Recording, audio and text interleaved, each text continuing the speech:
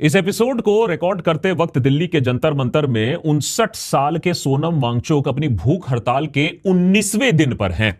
बीते दिनों में उनका वजन 9 किलोग्राम से ज्यादा कम हो चुका है। डॉक्टर्स का कहना है कि अगले कुछ दिनों में अगर हंगर स्ट्राइक को तोड़ा नहीं गया तो वांगचुक की जान को खतरा है। कुछ लोगों ने अब कोर्ट में पिटीशन दाखिल कर दी है कि उन्हें फोर्स फीड कर दिया जाए ताकि उनकी जान को बचाया जा सके। वांगचुक अभी तो जिंदा हैं, लेकिन युवा भारत का जमीर और मोदी सरकार की इंसानियत शायद कब की मर चुकी है। यह हम ऐसा क्यों कह रहे हैं, हमने पिछले एपिसोड में आपको डिटेल में समझाया था। उधर वांगचुक मानने को तैयार नहीं है, टस से मस नहीं हो रहे हैं। वो कह रहे हैं कि मुझे अनशन करने दो, मुझे मत रोको। सवाल सरकार से पूछो कि वो बातचीत डायलॉग करने तक को क्यों राजी नहीं हो रहे हैं। अब यहां गांधीयन वांगचुक की भी गलती हो सकती है। शायद वो इस गलत फहमी में है कि सरकार प्रजा से डायलॉग करने में दिलचस्पी रखती है या उसके मूड में है। भाई पिछले कुछ सालों से मैंने तो ऐसा होते हुए नहीं देखा। वांगचुक और कॉकरोच जनता पार्टी की मांगे तो सबको मालूम है, और उसमें सबसे ऊपर देश के शिक्षा मंत्री धर्मेंद्र प्रधान का इस्तीफा, देश में हुए पेपर लीक्स की मॉरल रिस्पॉन्सिबिलिटी लेते हुए। अब पूरे देश की नजर मोदी सरकार पर है कि क्या वो धर्मेंद्र प्रधान को इस्तीफा देने के लिए बोलेंगे या कम से कम मंत्रिमंडल में फेरबदल करके उन्हें और कोई लॉलीपॉप पकड़ा देंगे, इस मंत्रालय से हटा देंगे, जैसा कि स्मृति ईरानी, प्रकाश जावड़ेकर, रमेश पोखरियाल के साथ हो चुका है। लेकिन अगर आप देश के एजुकेशन सिस्टम का थोड़ा सा भी अध्ययन करोगे तो आप पाओगे कि वांगचुक की जो मांगे है ना, बहुत ट्रिवियल है, बहुत छोटी हैं। आप कह सकते हो उनकी मांगे गलत हैं। धर्मेंद्र प्रधान अगर इस्तीफा कल दे भी देता है तब भी कुछ नहीं बदलने वाला है। देश के युवाओं का भविष्य या एजुकेशन सिस्टम में जो मलमूत्र जमा हो चुका है वहीं का वहीं रहेगा। अगर अगली पीढ़ी को बचाना है तो पूरा का पूरा एजुकेशन डिपार्टमेंट को ही बदलना होगा। और बाय द वे, 1 दशक से यही जो एजुकेशन सिस्टम है, एजुकेशन डिपार्टमेंट है, यह पूरा का पूरा हमारे युवाओं को फेल करता आया है। एजुकेशन सिस्टम हमें फेल करता आया है एज ए नेशन। अब इससे पहले कि आप सोरोस, सीआईए, अर्बन नक्सल, टुकड़े टुकड़े खान मार्केट गैंग बोलना शुरू कर दो, मैं क्लैरिफाई कर दूं कि कांग्रेस सरकार के अंडर भी एजुकेशन सिस्टम वर्ल्ड क्लास नहीं हुआ करती थी। लेकिन मोदी सरकार के राज में हर एजुकेशन मिनिस्टर ने सिस्टम के साथ खिलवाड़ किया है, उसे बद से बदतर बना दिया है। नतीजा आपके सामने है, मुझे प्रूव करने की जरूरत नहीं है। कभी पेपर लीक की खबर आती है तो दूसरे दिन सिलेबस में फेरबदल किया जा रहा है। All of a sudden higher education से पैसा सरकार खींच रही है, यहां तक कि पेपर चेकिंग में भारी घपला चल रहा है। ये सब क्यों हो रहा है? क्योंकि मंत्रीगण बदलते रहे, पॉलिसीज बदलती रही, पॉलिटिक्स को विद्या से ज्यादा तवज्जो दिया गया। कल अगर धर्मेंद्र प्रधान चले भी जाता है तो एजुकेशन सिस्टम में जो जंग लगा है वो खत्म नहीं होने वाला है। सबसे पहले तो उसे समझना होगा, एक्नॉलेज करना होगा। इस सिस्टम की जो गैप्स हैं उसे समझकर उसे भरने की एक कोशिश शुरू करनी होगी।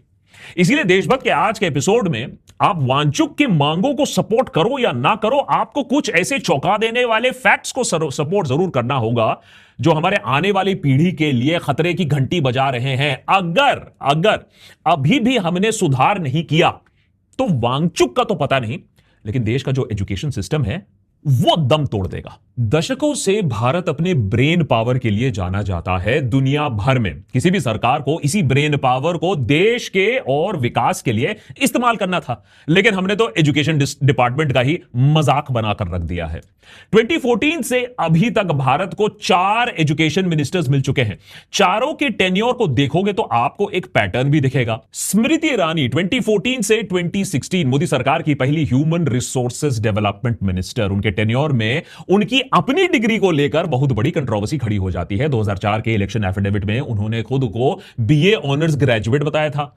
2014 और 2019 के एफिडेविट में सिर्फ बीकॉम पार्ट 1 इनकंप्लीट दर्ज किया था। इस देश की शिक्षा मंत्री खुद अपनी डिग्री के बारे में अलग अलग एफिडेविट्स में अलग अलग चीजें लिखती हैं, तो ऐसी मंत्री करिकुलम, रिसर्च उसको सीरियसली कैसे ले पाएगी? देश की एजुकेशन पॉलिसी को आगे कैसे ले जा पाएगी? फिर 2016 से 2019 के बीच में प्रकाश जावड़ेकर आते हैं, रिसर्च और इनोवेशन पर फोकस करने का दावा करते हैं, लेकिन इसी पीरियड में इंडिया का R&D एक्सपेंडिचर जीडीपी का 0.7% से नीचे रहा, जबकि चाइना 2% उस समय पार कर चुका था।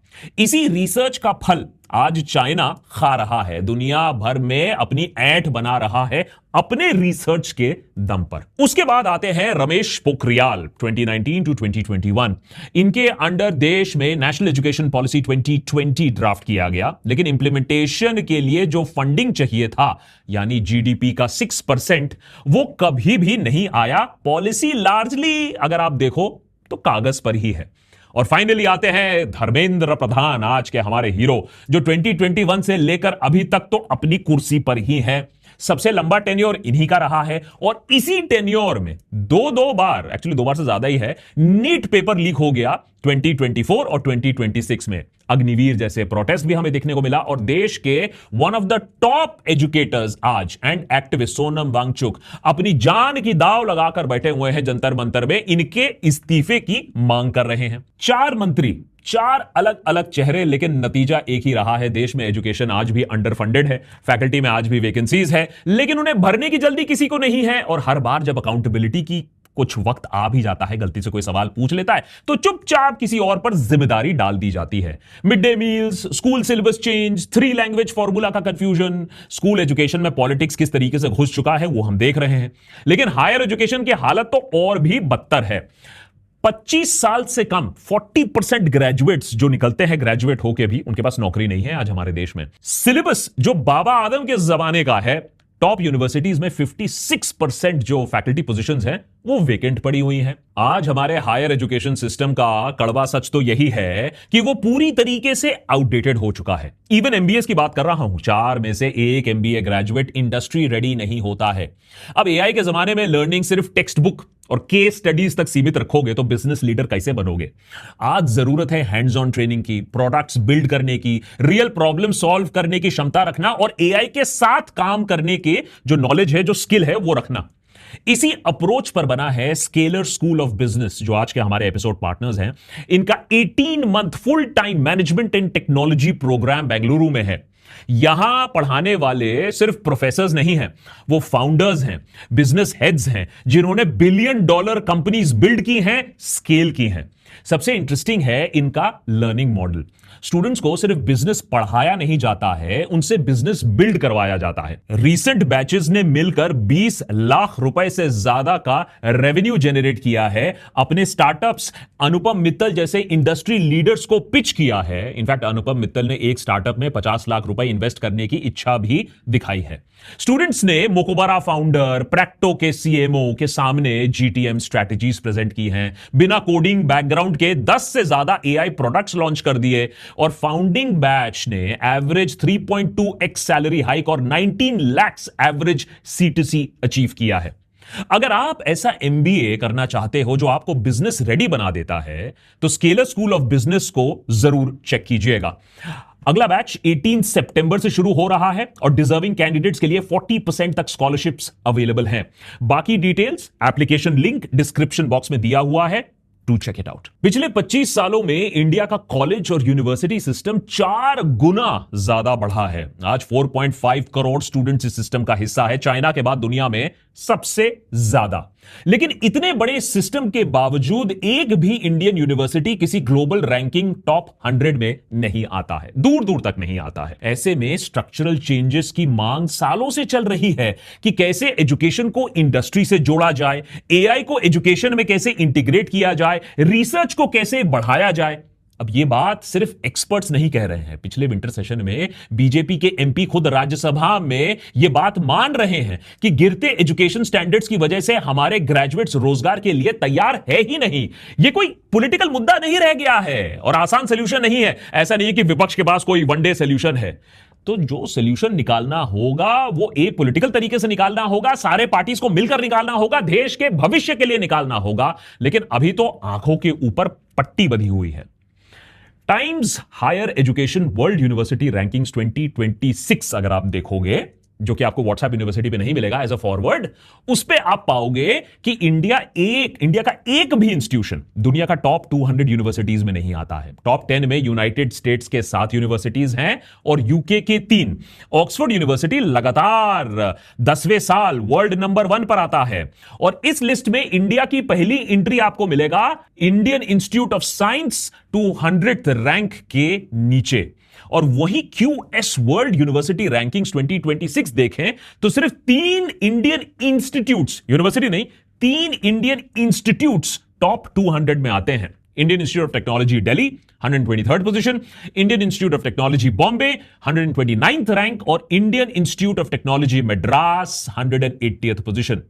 अब वही चाइना ग्लोबल एजुकेशन रैंकिंग्स में तेजी से ऊपर जा रहा है। पीकिंग यूनिवर्सिटी 14th पोजीशन दुनिया भर में, सिंघुआ यूनिवर्सिटी 17th पायदान पर और Fudan university 30th ranked globally. कुछ ही सालों में चाइना जो इन रैंकिंग्स में कहीं नहीं हुआ करता था, आज भारत से मीलों दूर आगे चले गया है।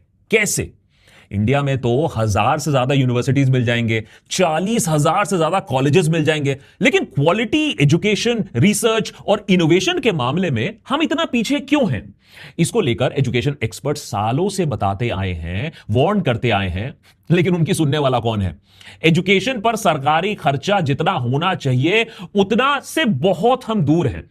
सोचिए, 1964 में कोठारी कमीशन का रिकमेंडेशन था एजुकेशन पर जीडीपी का 6% खर्च होना चाहिए। सोचिए अगर कोठारी कमीशन की बात तब सुन ली जाती। 2020 में नेशनल एजुकेशन पॉलिसी ने फिर से रिकमेंडेशन दिया 6% जीडीपी का एजुकेशन में खर्चा करो। उसके बावजूद एजुकेशन पर खर्चा कितना होता है? जीडीपी का 3% भी नहीं। इकोनॉमिक सर्वे 2025-2026 का डेटा के मुताबिक सरकार का एजुकेशन पर खर्च फाइनेंशियल ईयर 2022 से फ्लैट 2.7% रहा है। इतने कम स्पेंडिंग का सीधा असर एजुकेशन क्वालिटी पर आपको दिख जाता है। लेकिन सवाल सिर्फ अंडर स्पेंडिंग का भी नहीं है जी, प्रायोरिटीज का भी है। इंडिया का रिसर्च एंड डेवलपमेंट R&D पर कुल खर्चा आप गेस करना चाहोगे? सिर्फ 0.64% ऑफ जीडीपी। अरे यार 1% तो कर देते, मुंह दिखाने लायक तो रहते। जो इनोवेशन लेड इकोनॉमीज हैं, जो तरक्की भी कर रहे हैं आज, जैसे यूएस, चाइना, इजराइल, उनका 2.5 से 5% ऑफ जीडीपी के रेंज पर R&D है। एजुकेशन की बात नहीं कर रहा हूं, R&D की बात कर रहा हूं। फिर हम सोचते हैं यार हमारे देश में कुछ निवेश नहीं हो रहा है, कुछ नया नहीं बन रहा है, हम विश्वगुरु क्यों नहीं बन पा रहे हैं? अरे हम वर्ल्ड क्लास प्रोडक्ट्स बनाएंगे कैसे जब R&D नहीं कर रहे हैं हम? 2024 की एक रिपोर्ट के मुताबिक 45 सेंट्रल यूनिवर्सिटीज में 33% टीचिंग पोजीशंस खाली हैं। IIT, मजाक नहीं कर रहा हूं, IIT में 40% और IIMs में 31.6 पोजीशंस वेकेंट हैं। पिछले 12 सालों में प्रायोरिटीज काफी बदल गई हैं लग रहा है। इनोवेशन पीछे चला गया है, पॉलिटिक्स और अंधविश्वास आगे आ गया है। पिछले साल IIT मद्रास के डायरेक्टर, एक वीडियो उनका वायरल होता है जिसमें वो गौमूत्र के मेडिसिनल बेनिफिट्स वो गिनवाते हैं। अब कई ऑपोजिशन पार्टीज ने उन्हें हटाने की मांग की। इसके बाद कहा कि प्राइवेट में कर लो ये सारी चीजें, लेकिन स्टूडेंट्स का फ्यूचर इस तरीके से दांव में मत लगाओ। रेप्यूटेशन जो यूनिवर्सिटी का है, इंस्टीट्यूट का है, उसको तार तार मत करो। उन्हें इसके बाद हटाया तो नहीं गया, पर इस साल उन्हें सरकार ने पद्मश्री से सम्मानित जरूर किया एजुकेशन सिस्टम में योगदान देने के लिए। लेकिन ऐसा भी योगदान किया कि कोई यहां भी, इवन गौमूत्र के फील्ड में कोई नई खोज नहीं, कोई नया पेटेंट नहीं, दुनिया को दिखाने के लिए कुछ भी नहीं। इतना कुछ बोलने के बाद उधर गलगोटिया यूनिवर्सिटी ने बोला, दुनिया को दिखाया कि भैया AI समिट में Chinese robo dog actually made in Galgotia University था। खूब बवाल मचा इसके बाद। इसके अलावा 2020 में कोरोना वायरस पर पब्लिश्ड एक कंट्रोवर्शियल रिसर्च पेपर को भी गलगोटिया को वापस लेना पड़ा। यह पेपर दावा करता था कि कैसे थाली और घंटी से पैदा होने वाली मेटालिक साउंड वाइब्रेशंस कोविड-19 के वायरस को न्यूट्रलाइज कर सकती हैं। और एग्जाम इंटेग्रिटी का क्या हाल है उसे तो हम दर्शाते ही आए हैं, देशभक्त पर बताने की जरूरत नहीं है। 2026 का जो नीट पेपर लीक हुआ था वो पहली बार तो हुआ नहीं था। 2024 में भी नीट यूजी पेपर लीक हुआ था, जिसके बाद सुप्रीम कोर्ट तक को इंटरवीन करना पड़ा मैटर में, कमिटी बिठानी पड़ी जो ये एग्जाम को बेहतर तरीके से कंडक्ट करवाने की वो जिम्मेदारी लिया, कि सुझाव दिए कि कैसे इसको बेटर किया जाए। 2 साल बाद वही कमिटी के रिकमेंडेशंस ढंग से इंप्लीमेंट भी नहीं हो पाई कि 2026 में फिर से पेपर लीक हो जाता है। सीबीआई इन्वेस्टिगेशन यह भी दिखाती है कि कैसे 2025 का नीट पेपर भी उसी रैकेट द्वारा कॉम्प्रोमाइज किया गया था। मतलब एक नहीं 3 सालों का एग्जाम इंटेग्रिटी दांव पर था और तीनों बार जिम्मेदारी लेने से सरकार तो बचती रही। नेहरू की गलती होगी। और सोनम वांगचुक का अनशन तो यही मांग कर रहा है ना कि एक अंधी सरकार अपनी गलतियों के लिए कुछ तो जिम्मेदारी ले। मॉरल ग्राउंड्स पर कम से कम धर्मेंद्र प्रधान इस्तीफा दे दे। अगर सरकार में कुछ भी मॉरल होता तो वो देख पाता कि शिक्षा व्यवस्था का कैसे डिमोनेटाइजेशन हो चुका है, मजाक बन चुका है, बच्चों के भविष्य के साथ खिलवाड़ चल रहा है। लेकिन सरकार देखने के लिए राजी नहीं है। वैसे बीजेपी सरकार इस बात को हाईलाइट करने से थकती नहीं है कि 1000 साल पहले हम फलाना थे, ठिकाना थे, दुनिया हमारे सामने झुकती थी, हम नालंदा का देश थे, हम तक्षशिला का देश थे। और आज 12 साल सरकार में रहने के बाद एजुकेशन का हाल और भी बदतर हो चुका है। जब भी इस समय बगल वाला अगर आप चाइना देखो तो उतनी ही आबादी, उतने ही चैलेंजेस, लेकिन वो आज ग्लोबल बेस्ट की ओर जा रहा है। 1949 में चाइना का लिटरेसी रेट सिर्फ 20% का था और आज चाइना में हर साल लगभग 50 लाख स्टेम ग्रेजुएट्स तैयार हो रहे हैं। यह एक ऐसा मास्टर स्ट्रोक है जिसकी तैयारी चाइना ने 1986 में करनी शुरू कर दी थी। 9 साल कंपलसरी एजुकेशन कर दिया पूरे देश में। प्रोजेक्ट 985, प्रोजेक्ट 211 के तहत कुछ यूनिवर्सिटीज को सिलेक्ट किया गया, उन्हें वर्ल्ड क्लास बनाने का पूरा कार्यक्रम लगाया गया, पूरा बल लगा दिया गया। बेहतरीन लैब्स, दुनिया के बेस्ट एकेडमिशियंस को कंपेटिटिव सैलरीज पर वापस चाइना बुलाया गया और रिसर्च को सीरियस फंडिंग दी गई। चाइना के 1000 टैलेंट्स प्लान ने ब्रेन ड्रेन को ब्रेन गेन में बदल दिया। सिर्फ 2021 की अगर हम बात करें तो 1 मिलियन से ज्यादा ओवरसीज चाइनीज स्टूडेंट्स वापस आ जाते हैं घर, एक ऐसे सिस्टम में जो उन्हें अब्सॉर्ब करने के लिए पहले से ही तैयार था।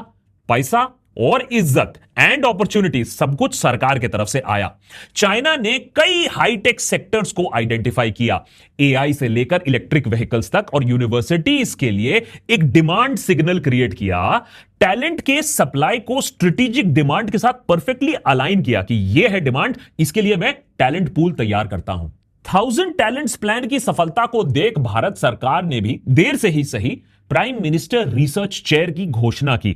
भारतीय रिसर्चर्स को वापस लाने के लिए 14 करोड़ रुपए तक का प्रावधान बनाया गया है। इसमें आइडिया अच्छा है, लेकिन पहले सरकार को यह देखना होगा कि जो टैलेंट उसके पास है वो हाथ से ना निकल जाए।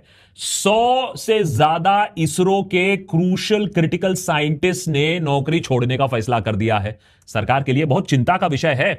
इसरो का गगनयान प्रोजेक्ट जो 10 साल पहले जाना था वो अभी भी अटका पड़ा हुआ है। उधर चाइना कई सेक्टर्स में ब्रेक थ्रू पर ब्रेक थ्रू किया जा रहा है। बैटरी टेक्नोलॉजी पर ज्यादातर साइटेड टेक्निकल पेपर्स का लगभग 65% चाइना के रिसर्चर से आता है, जबकि यूएस का जो कि रिसर्च लीड हुआ करती थी, इस एरिया में सिर्फ 12% रह गया है उनका लीड। दुनिया के सबसे बड़े electric car battery makers CATL और BYD दोनों चाइनीज कंपनीज हैं। चाइना अब लगभग 90% क्रिटिकल टेक्नोलॉजीज में रिसर्च का वर्ल्ड लीडर बन चुका है। पिछले एक दशक में चाइना ने रिसर्च और डेवलपमेंट पर अपना खर्च जो इन्वेस्टमेंट जो है लगभग 9% हर साल बढ़ाया। 2023 में गवर्नमेंट और हायर एजुकेशन के combined research and development spending के मामले में चाइना अब अमेरिका और यूरोपियन यूनियन दोनों को पीछे छोड़ चुका है। आज चाइना फिजिकल साइंसेस, केमिस्ट्री, अर्थ, एनवायरमेंटल साइंसेस में दुनिया को लीड कर रहा है और दुनिया भर में सबसे ज्यादा पेटेंट्स चाइना प्रोड्यूस कर रहा है। उधर हम क्या कर रहे हैं?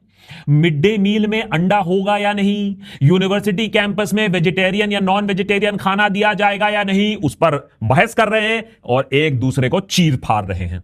तो एजुकेशन सिस्टम बुरी तरीके से सड़ा हुआ है, हम बहुत पिछड़े हैं, इस पर कोई डिबेट नहीं है, फैक्ट्स आपको बहुत मिल जाएंगे। एक इस्तीफे में अब क्या होगा आप पूछोगे।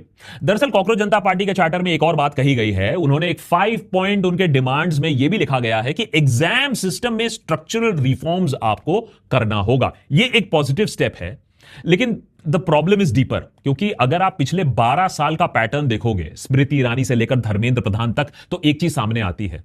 एक मिनिस्टर के निकम्मेपन का यह इशू नहीं है, एक स्ट्रक्चरल डिजाइन फ्लॉ है।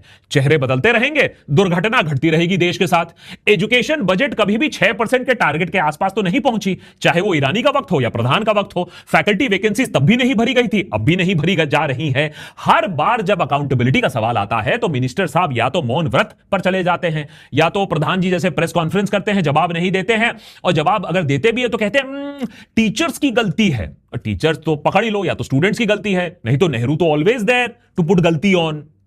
और एग्जाम इंटेग्रिटी, उसको सरकार कैसे डिफेंड करेगी? 7 सालों में 60 से ज्यादा पेपर लीक के बारे में तो हमें पता है और सरकार को पछतावा तक नहीं हो रहा है।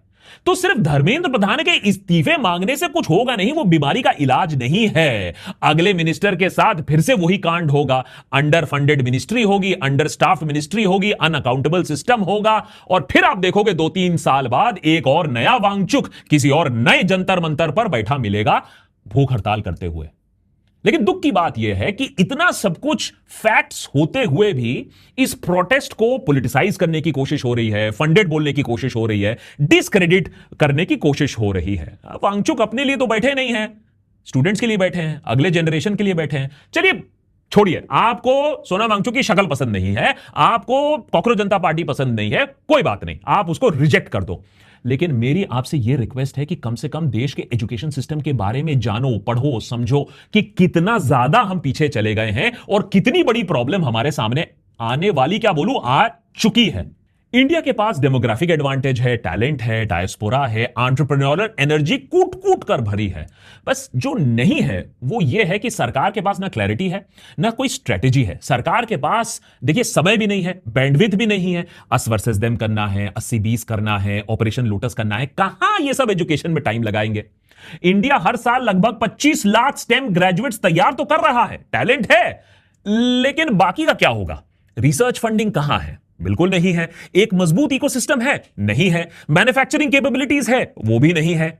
इस बदलाव के लिए इंडिया को सबसे पहले क्रॉनिक अंडर फंडिंग का प्रॉब्लम, उस पर ध्यान देना होगा।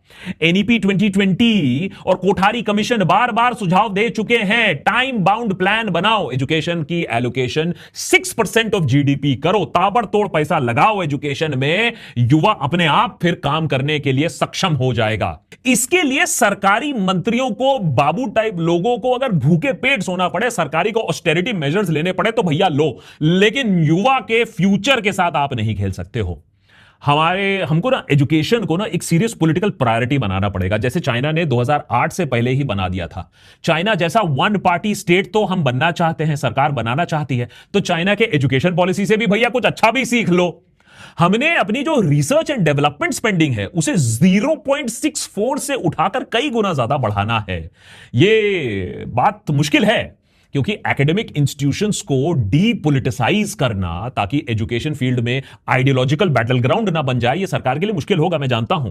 रिसर्च प्रोपेगेंडा का टूल ना बन जाए, ये कैसे सरकार अलाउ कर सकती है। ब्रेन ड्रेन को ब्रेन गेन कैसे बना सकते हो, कैसे लुक्रेटिव ऑफर दे सकते हो कि 5-10 साल तक के लिए अगर आपने कुछ आविष्कार किया है तो टैक्स ब्रेक मिल जाएगा, सीड फंडिंग मिल जाएगा, फास्ट ट्रैक ग्रांट मिल जाएगा। बहुत कुछ करना बाकी है। फाइनली हमें अपनी यूनिवर्सिटीज और करिकुलम को रीडिजाइन करना होगा और प्रैक्टिकल कोर्सेज इंट्रोड्यूस करने होंगे, खास तौर पर ऐसे जो हमारे देश के इंडस्ट्रियल और एआई स्ट्रेटजी से अलाइंड हो, उसके लिए मैन पावर तैयार कर पाए। यही काम स्केलर स्कूल ऑफ बिजनेस जैसे इंस्टीट्यूशंस भी कर रहे हैं, जहां स्टूडेंट सिर्फ बिजनेस उन्हें पढ़ाया नहीं जाता है, उन्हें बिजनेस बिल्ड करवाया जाता है। अगर आप ऐसे एक एमबीए में इंटरेस्टेड हो जो आपको बिजनेस रेडी बनाएगा, then do check out the link and the details in the description box. बहुत इंटरेस्टिंग है ये चीज। Many thanks for watching. More episodes coming up. And love or hate a protest, देश के एजुकेशन सिस्टम के बारे में प्लीज थोड़ा सा और जरूर पढ़िए।